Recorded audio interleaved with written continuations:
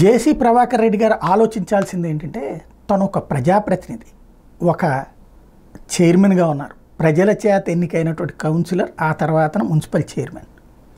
మాట్లాడేటప్పుడు సరే కొన్ని హీరోయిజంగా కనబడవచ్చు మన వాళ్ళందరికీ కూడా.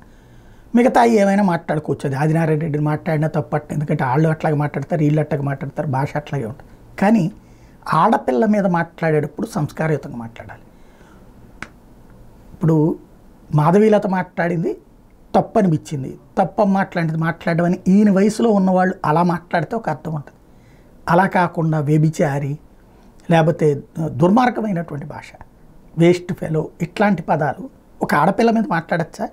ఇదే మొక్క కనుక వైఎస్ఆర్ కాంగ్రెస్ పార్టీ నాయకులు ఎవరైనా మాట్లాడితే ఆగేవాళ్ళు ఎవరైనా ఉంటారా? చూస్తా ఊరుకునే వాళ్ళు ఎవరైనా ఉంటారా? ఎలాంటి దారుణమైనటువంటిది ఉంటుంది? పెద్ద ట్రోలింగే నడుస్తుంది కదా.